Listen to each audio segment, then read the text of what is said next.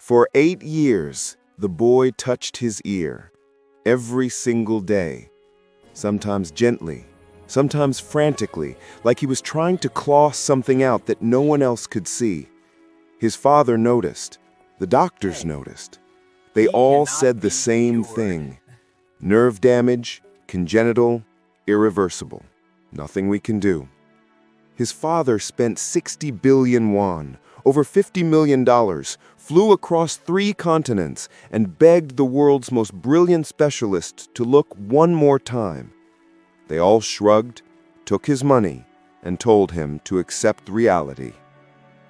Then, a maid from Nigeria noticed something no one else did, and what she found inside that child's ear would shatter everything they thought they knew. Pay attention, because things like this happen every day in our society.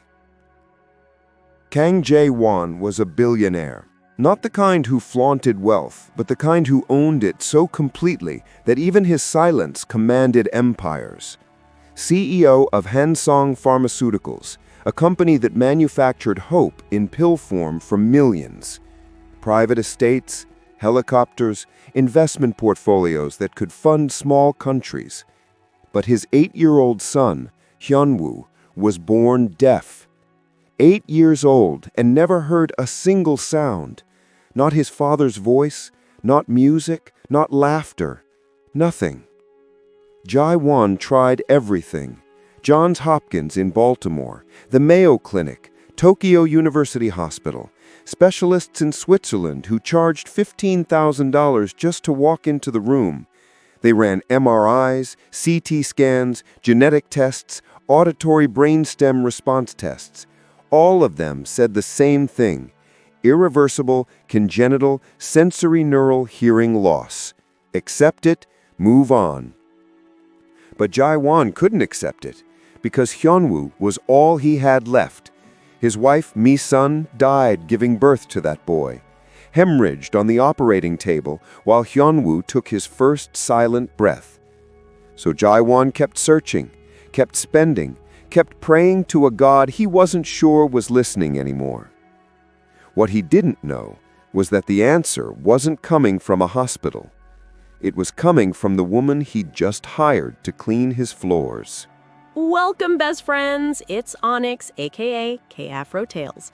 Before we continue, do me a favor. Hit that subscribe button right now. Seriously, you're gonna want to see how this ends. And drop a comment telling me where in the world you're watching from. I truly believe, from the bottom of my heart, that this story found you today for a reason. Now, let me tell you about the maid who changed everything. Adanna Okafor was a maid, 27 years old, no medical degree, no credentials, just a woman from Enugu, Nigeria, trying to send money home to keep her grandmother's medication coming. She'd been in Seoul for 3 years, working whatever job she could find, living in a shared apartment with 4 other women. When the agency called about a position at the Kang estate in Pyeongchang-dong, she nearly cried. The pay was 3 times what she'd been making, enough to finally breathe. But the moment she walked through those gates, she knew this wasn't just a job. This was a tomb. The Kang mansion was massive, traditional Hanok architecture blended with modern glass and steel, perched on a hillside overlooking Seoul like a silent monument. Everything about it whispered wealth.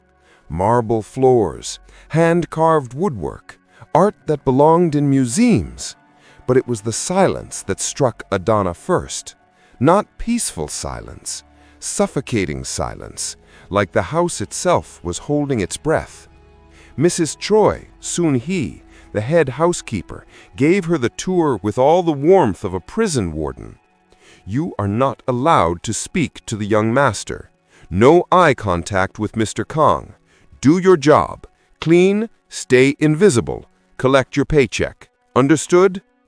Adanna nodded, but her eyes kept drifting to the photographs lining the hallways. A beautiful woman with kind eyes, pregnant and glowing. The same woman holding a newborn, except the photo was in a frame draped with black ribbon.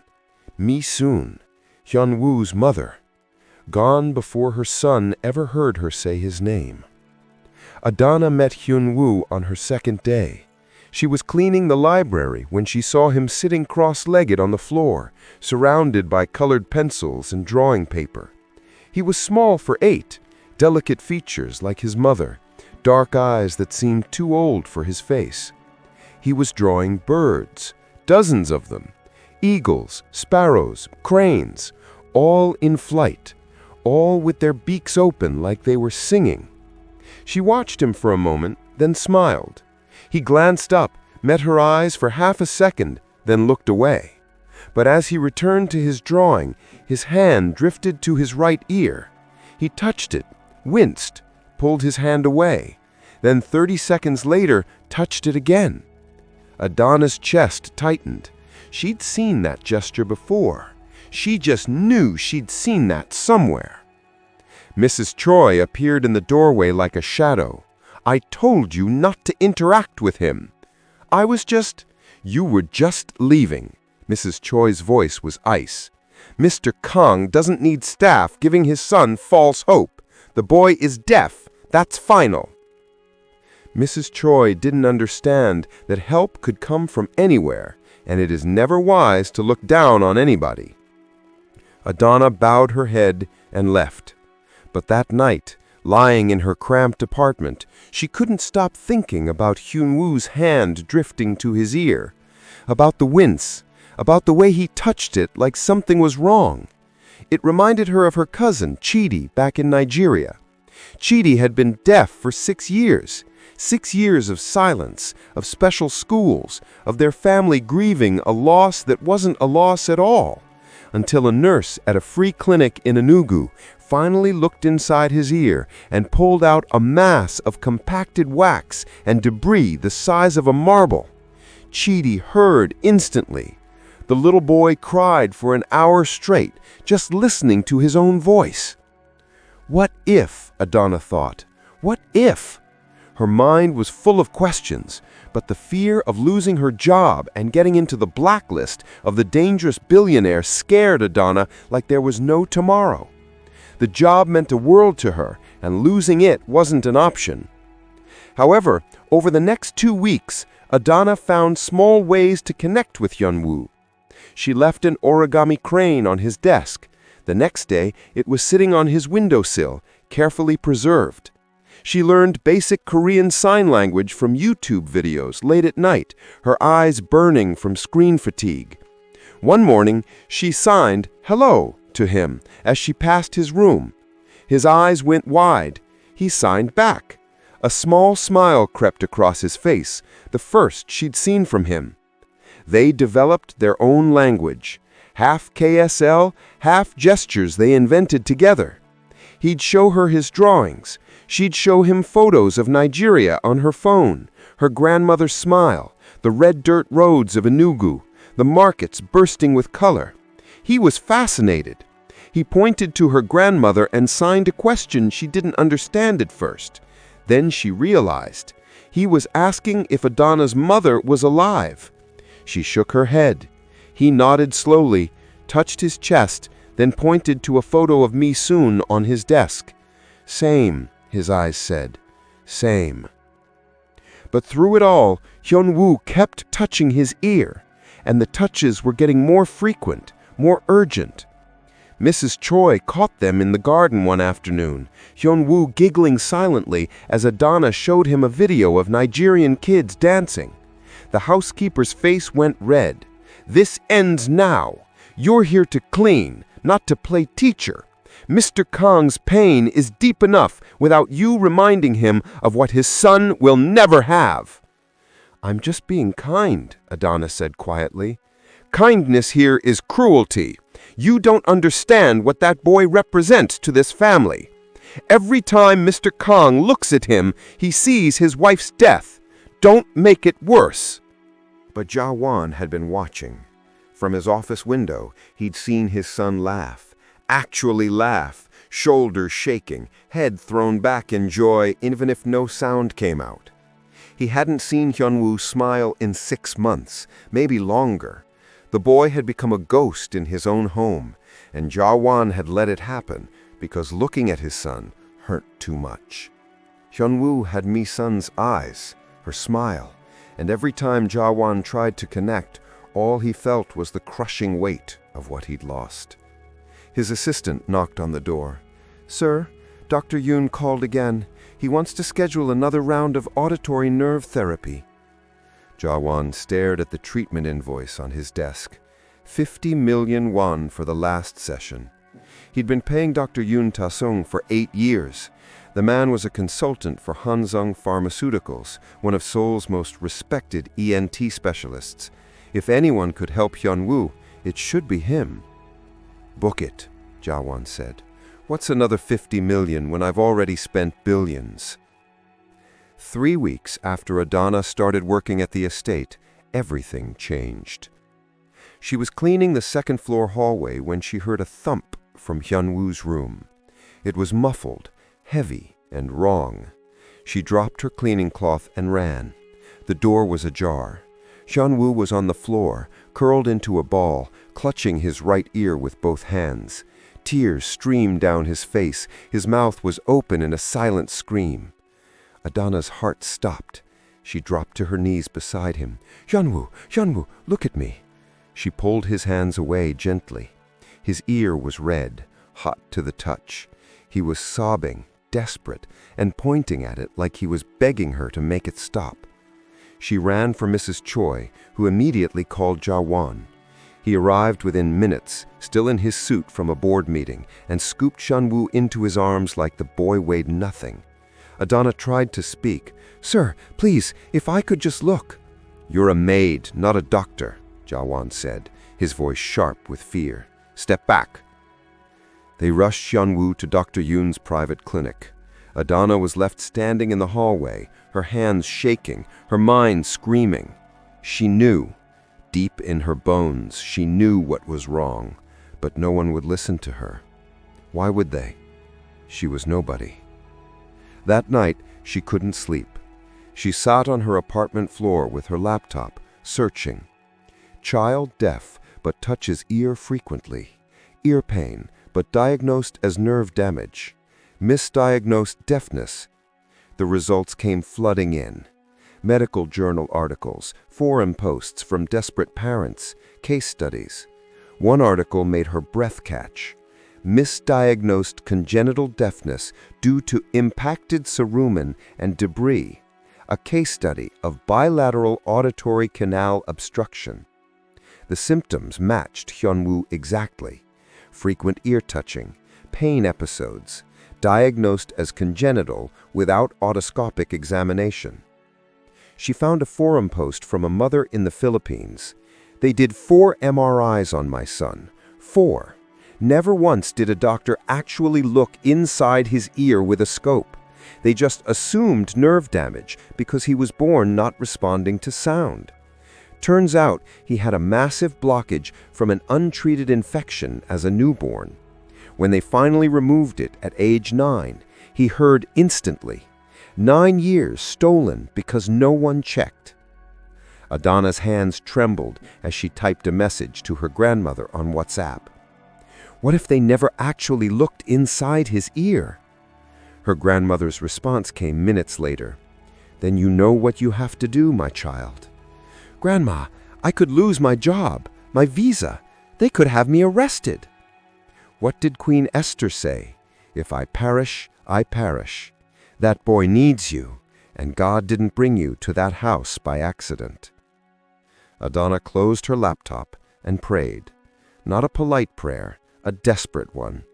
"God, if this is you, make a way. If I'm wrong, stop me. But if I'm right, give me courage." The next morning, Hyun-woo returned from Dr. Yoon's clinic.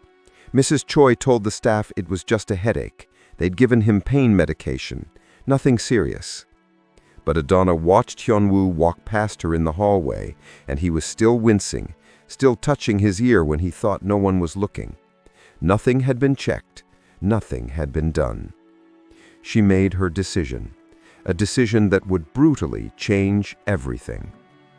During lunch break, while the other staff ate in the kitchen, Adanna boiled water and sterilized a pair of tweezers she'd bought from a pharmacy. Her heart hammered against her ribs. She put on latex gloves. This was insane. This was illegal. This could destroy her life. This action could send her to jail for a very long time. But if she did nothing, and that boy suffered for 8 more years or worse, she'd never forgive herself. She found Hyun-woo in his room drawing. She knelt beside him and signed slowly. "Can I look at your ear, the one that hurts?" He hesitated. His eyes searched hers. Then he nodded. She gently tilted his head, angling it toward the window light. She turned on her phone's flashlight and peered into Hyun-woo's right ear canal. For a moment she saw nothing. Then she adjusted the angle and her breath stopped. There it was. Lord, there it was. A dark, dense mass lodged deep in the canal, almost black. It wasn't just earwax. It looked like compacted debris, cerumen mixed with what might be old blood and skin cells, hardened over years into a solid plug. It was huge, the size of a large bean, and it was sitting there, blocking everything, pressing against his eardrum. This was why he couldn't hear. This was what 60 billion won in specialists had missed. Tears blurred Adanna's vision. She blinked them away. She signed to Hyun-woo, "I need to take something out of your ear. It might hurt a little bit, but I think it's why you can't hear. Do you trust me?"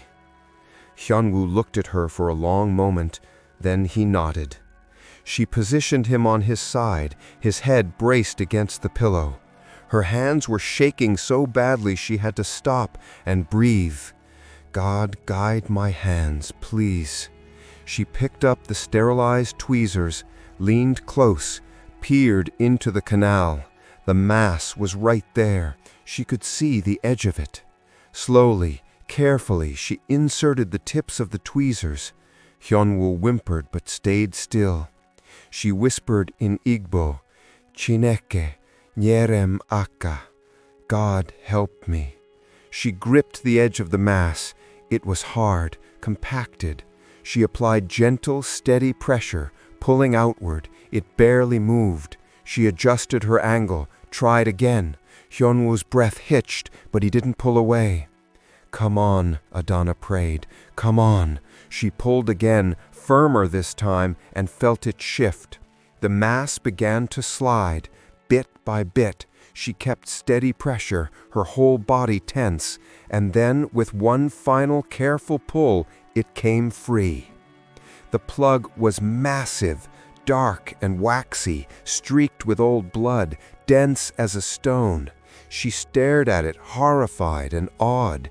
This had been inside his ear for years, maybe since he was a baby. For 3 seconds, nothing happened. Hyun-woo lay still. Then his eyes flew open, wide, wider than she'd ever seen. His head whipped toward the window where birds were chirping outside, then toward the hallway where footsteps echoed, then toward his desk where a clock was ticking. He gasped, a real audible gasp, the first sound Adanna had ever heard him make. Listen, if this story is touching your heart right now, please tap that like button. It helps more people find stories like this. And trust me, you need to stay until the end. What happens next will absolutely blow your mind. His hands flew to his ears. He sat up, spinning, his mouth open in shock. He could hear the rustle of his clothes, the creak of the bed, his own breathing. He looked at Adanna and tears poured down his face. His mouth moved, shaping sounds he'd never made before. Up. His voice was rough, unused, but real. He pointed to his ear, then at Adanna, then at the window. He was trying to tell her he could hear. She was sobbing. "You can hear me? Hyun-woo, you can hear?" He nodded frantically, and then he ran, out of the room, down the hallway, his footsteps pounding. He burst into his father's office on the first floor. Jae-won was on a video conference call with investors in New York. Hyun-woo crashed into the room, making sounds, actual vocalizations, pointing to his ears, tears streaming. Jae-won stood, his face blank with shock. "Hyun-woo?" He nodded, his mouth opened. With enormous effort, he shaped the word, Dad. Jae-won's tablet slipped from his hands and clattered to the floor. "What? How?" Hyun-woo grabbed his father's hand and pulled him upstairs, running. They reached Hyun-woo's room. Adanna was still there, standing frozen, the extracted mass in a tissue in her trembling hands. Jae-won saw her, saw the tweezers, saw the dark plug. His face shifted from shock to confusion to something darker. "What did you do?" Adanna's voice shook. "Sir, I found a blockage in his ear. I thought—" "You operated on my son?" His voice rose, sharp and dangerous. "You? Without permission? Without medical training? Are you insane?" "Mr. Kang, please, if you just have a doctor confirm—" "You could have killed him." Jae-won's face was red, punctured his eardrum, caused an infection. "You're not a doctor, you're a maid." He grabbed his phone. "Security, I need someone in my son's room immediately. Detain Miss Okafor and call the police." "No!" Hyun-woo's voice cracked through the air. It was rough, barely intelligible, but it was a voice. "No! Appa!" Jae-won froze, stared at his son. Hyun-woo was crying, trying to form words, pulling at his father's sleeve. 2 security guards arrived and took Adanna's arms. She didn't resist. She just looked at Hyun-woo and smiled through her tears. "It's okay. You can hear now. That's all that matters." They led her out. Hyun-woo screamed, an awful, raw sound, and tried to follow, but Jae-won held him back. The house fell into chaos. 90 minutes later, Jae-won sat in an examination room at Seoul National University Hospital with Hyun-woo.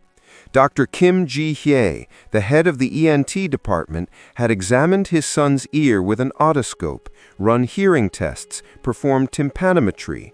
Now she sat across from Jae-won with a strange expression on her face. "Is there damage? Did she hurt him?" Jae-won asked, his voice tight. Dr. Kim shook her head slowly.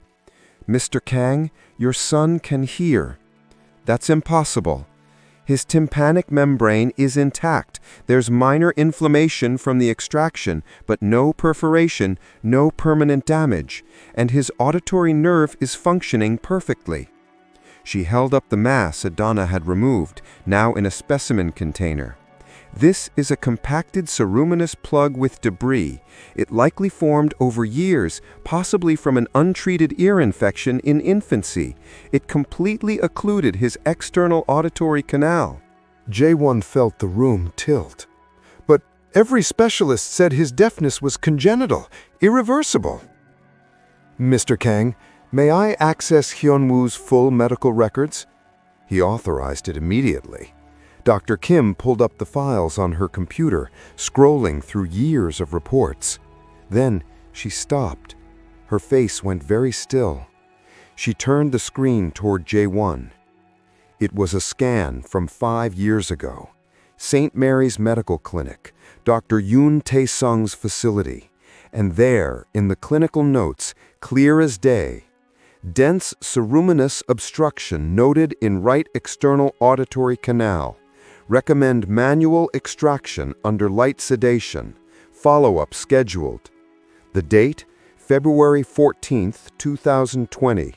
The recommendation, never followed up. Jae-won's vision blurred. His hands started shaking. "They knew! 5 years ago they knew!" Dr. Kim's voice was gentle but firm. "Mr. Kang, I need to be very clear. This was medical negligence. That note recommends a simple procedure that would have taken 15 minutes. Your son has been deaf for 8 years because someone didn't follow through." Jae-won pulled up his phone with trembling fingers. He accessed Hansong Pharmaceuticals' financial records. Dr. Yoon Tae-sung had been Hyun-woo's primary physician for 8 years. He was also a paid consultant for Hansung, advising on auditory drug development. Annual consulting fee, 800 million won. And the clinic bills. Jae-won scrolled through them, his stomach turning. Every visit, 5 to 15 million won. Experimental auditory nerve therapy, genetic consultations, treatments that never worked because they were treating the wrong thing. Total billed over 8 years, 62 billion won. Dr. Yoon had every financial incentive to keep Hyunwoo untreatable. It justified the ongoing clinic visits. It justified his consulting position. It justified everything. Jae-won stood abruptly. "Get me my legal team, now, and release Miss Okafor immediately." Adanna was sitting in a holding room at the estate when Jae-won walked in. She looked small, exhausted, her eyes red from crying. He sat down across from her. The silence stretched. Finally he spoke. "You were right." She looked up. 5 years ago, they found the blockage, noted it in his file, recommended removal. His voice cracked, and they did nothing, just kept billing me, kept him deaf for money. Adanna's breath caught. "Mr. Kang, I spent $50 million on specialists around the world, and the person who saved my son was the one person I didn't listen to." He bowed his head, a full 90-degree bow, deeply apologetic. "Forgive me, please." Tears slid down her cheeks. "I just saw my cousin in him. I couldn't do nothing." "You did what love told you to do, while I trusted credentials and money." He lifted his head. "You gave my son his voice, and I had you arrested." Over the next week, Hyunwoo's world exploded with sound.